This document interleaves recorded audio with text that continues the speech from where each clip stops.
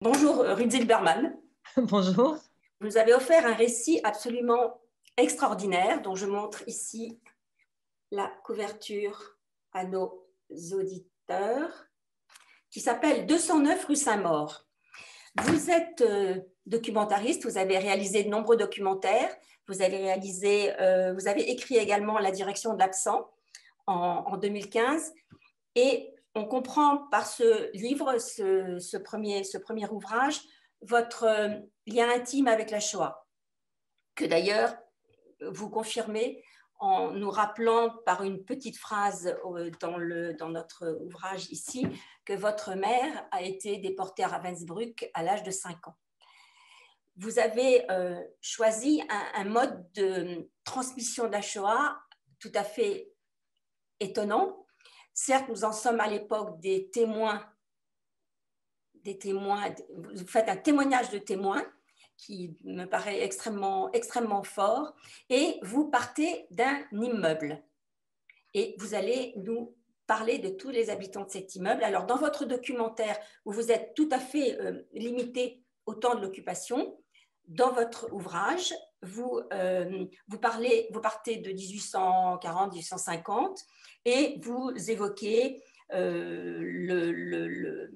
les barricades de 48, la guerre de 70, la Commune, l'occupation, évidemment, qui prend une place centrale, et vous allez même jusqu'aux attentats de 2015 qui vont toucher beaucoup le quartier proche. Est-ce que vous pouvez déjà nous expliquer comment vous avez eu cette idée extraordinaire de partir d'un immeuble?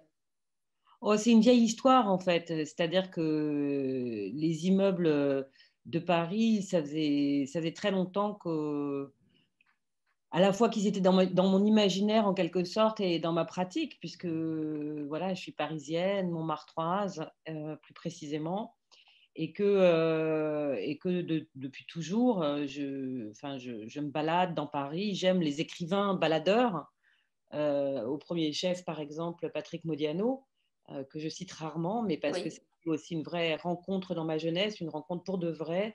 Il se trouve que les hasards de la vie ont fait qu'à certains, voilà, j'ai pu me balader de temps en temps avec lui dans les rues. Donc vous imaginez bien que avoir adolescente pu marcher dans les rues avec Patrick Modiano, ça vous crée quand même un certain nombre d'appétences. Oui. Et c'est vrai que voilà, j'ai juste mis en forme finalement quelque chose qui nous arrive extrêmement communément à chacun d'entre nous. C'est-à-dire tout simplement cette interrogation fugace qu'on a quand on passe devant un immeuble et ses fenêtres. Eh bien, je l'ai Qu'est-ce mise qu'il y en a derrière? sorte. Exactement. Qu'est-ce qu'il y a derrière? Qu'est-ce qu'il y a derrière? Exactement. Alors, ce qui est, on va surtout se concentrer évidemment sur la période de la Shoah, qui est le cœur de votre ouvrage. On a le sentiment d'un vrai microcosme de la société. Il y a 300 habitants dans cet immeuble à l'époque, dans les années 40, une centaine de juifs, dont un tiers sont des juifs étrangers, notamment des juifs de Pologne, de Roumanie. Oh, tous sont des juifs étrangers. Hein. Tous sont des juifs étrangers, donc Pratiquement de pas. Pologne, de Roumanie. Ouais, de Roumanie, enfin, il y en a de beaucoup de lieux de Russie, voilà. Mais tous sont pratiquement des juifs étrangers. Il y a peut-être un ou deux juifs français, ou alors on considère qu'il y a quelques enfants, donc qui, eux, sont nés en France. Hein, mais comme vous savez, exact. voilà. Et alors, sur cette centaine de juifs, donc 52, sur ces 100 juifs, 52 ont été déportés, dont 9 enfants. Un seul est revenu, René, je crois. Albert et son couteau. Vous nous parlerez d'Albert et de son couteau. C'est une histoire absolument extraordinaire. Et un seul, on sent un regret chez vous, et je pense que voilà, vous ne retrouverez jamais la trace du petit Daniel, qui avait 3 ans et qui a été déporté avec ses parents. Les listes en attestent, les listes de Klarsfeld en attestent. Vous ne pourrez jamais lui redonner sa figure d'enfant. Ce sera un enfant de 3 ans pour toujours, dites-vous. Et alors, dans ce microcosme, dans cet immeuble, c'est absolument extraordinaire parce qu'on trouve à la fois des bons, des méchants, des justes, des indifférents. Oui, absolument. En fait, c'est un microcosme, si vous voulez. Je tiens d'abord à dire que, évidemment, c'est un livre. Ça a été un film d'abord et puis un livre Oui, qui tient beaucoup à mon histoire, à ma perception des choses, oui, mais qui s'inscrit aussi dans un courant plus général, en fait, et notamment envers lequel je suis très en dette, qui est aussi évidemment tout un courant de micro-histoire, notamment la micro-histoire appliquée à la Shoah, dont une des représentantes en France est une amie oui, chère et surtout une brillante historienne qui s'appelle Claire Zalk. oui. Et donc, la micro-histoire de la Shoah, c'est quoi? C'est vraiment s'attacher à des micro-éléments, à C'est donc ça. là par exemple, c'est-à-dire l'échelle de l'immeuble. Ce qui est passionnant avec cette échelle-là, c'est Oui, qu'à la fois c'est quelque chose qui est évidemment le support d'un imaginaire, hein, enfin d'un imaginaire et de la sensibilité. Et c'est aussi évidemment, comme vous le disiez, finalement le berceau d'interaction sociale. Et donc, oui, l'immeuble, plutôt que d'adopter finalement simplement l'échelle d'une famille oui, ou l'échelle d'un individu, c'est c'est ça. vraiment immédiatement mettre au premier plan quelque chose qui a trait aux relations de voisinage, aux interactions.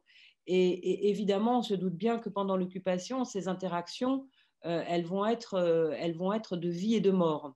Et donc, c'est ça Absolument. qui avait d'absolument passionnant à la fois dans le documentaire et puis dans le livre, qui en fait essaie un petit peu qui est aussi une tentative réflexive sur cette enquête. Oui, C'est évidemment que comme tout objet de micro-histoire, c'est à la fois emblématique et pas emblématique, mais ça permet finalement de se dégager de manichéisme rétrospectif, de clichés, et ça permet finalement de ressusciter des liens qui avaient été enfouis, oubliés bien naturellement, parce que c'est tout à fait normal. oui, Donc, en effet, de dresser un tableau très composite très composite.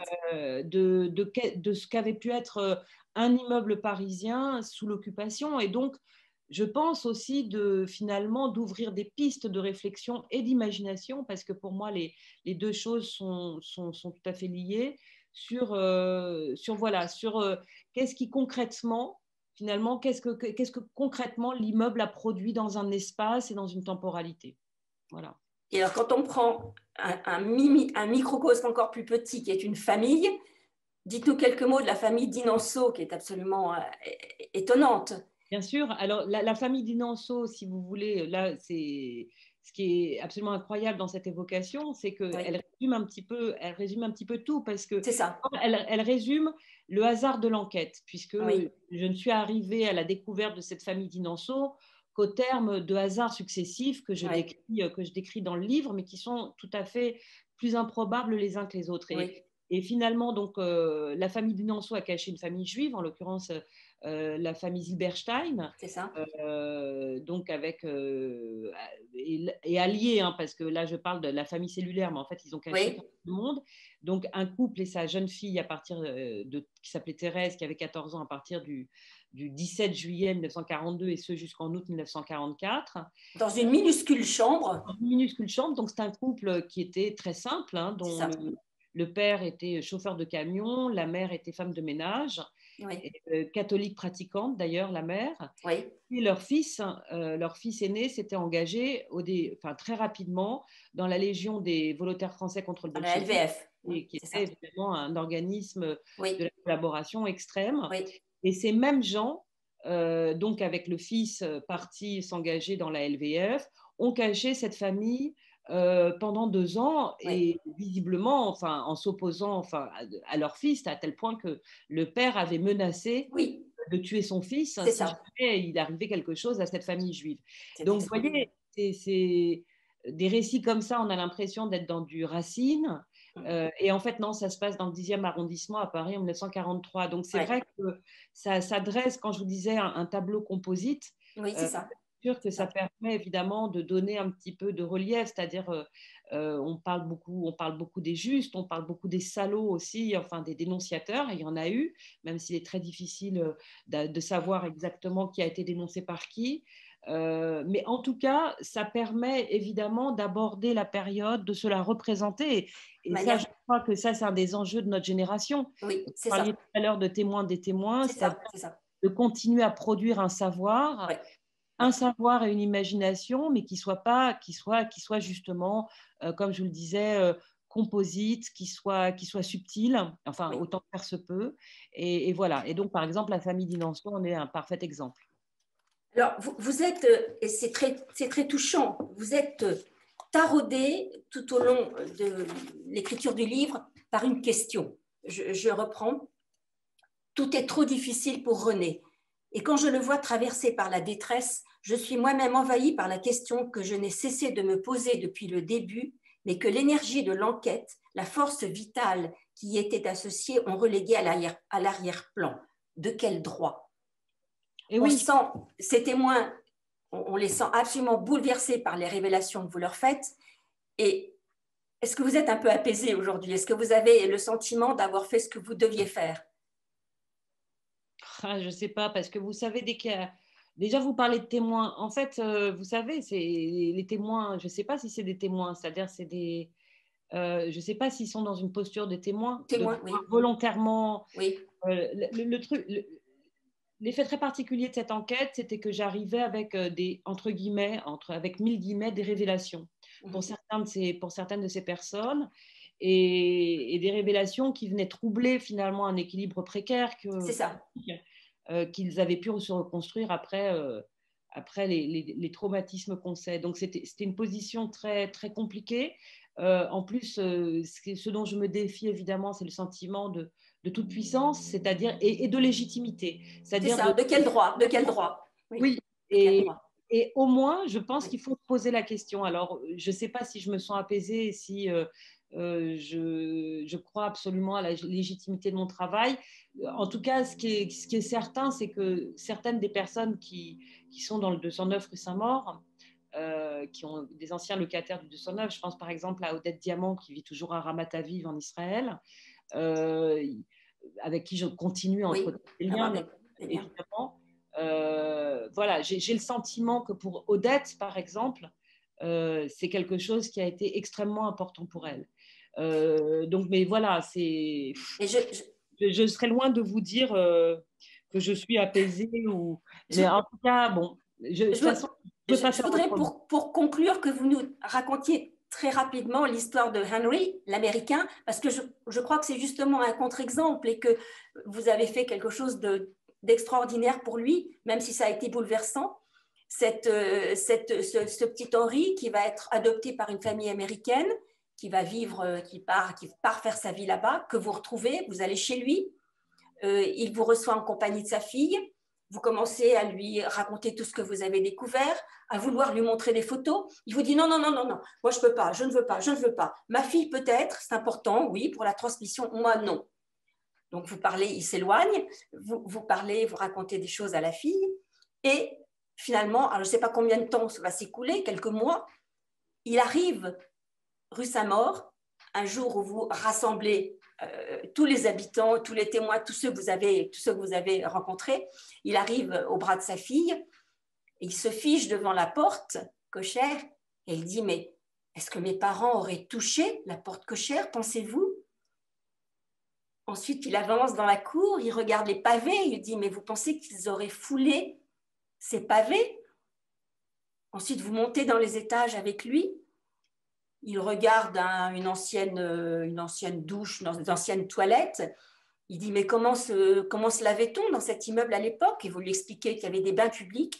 Et là, brutalement, son visage s'illumine et il va se souvenir que bébé, effectivement, sa maman l'emmenait au bain public. Enfant même, parce qu'il a vécu jusqu'à 5 ans dans cet immeuble. 5 ans, bébé, enfant, enfant, enfant. Et il me semble que de lui avoir restitué ce souvenir, je pense que ça lui a certainement apporté quelque chose. Je voudrais qu'on termine sur cette belle image de ce vieil homme, j'oserais pas dire rayonnant malgré la tragédie et le contexte qui était le sien. Il a retrouvé un souvenir propre, intime. Qu'en Oui, pensez-vous? organique. Oui, oui, c'est ça. C'est quelque chose. C'était un moment très, très Très particulier. fort. Et voilà. Oui, oui, non, non. C'était. En tout cas, disons que cette foi dans l'espace et dans sa capacité miraculeuse finalement aller chercher quelque chose qui est même presque, enfin là, c'est même plus du souvenir, c'est presque de la réminiscence organique. Oui, c'est ça, tout à fait. Et c'était une sorte de, voilà, c'était une sorte d'acmé, quoi, hein, dont, voilà, dont la séquence, enfin, dont la, voilà, l'épisode avec Henri a été, Très c'était fort. un miracle, quoi. Absolument. Merci, merci, merci pour ce miracle. Merci pour ce livre qui est extraordinaire, qui est vraiment qui doit être mis entre toutes les mains. Ouais. Merci, merci Rudy Zilberman. Merci. Merci infiniment. Au revoir.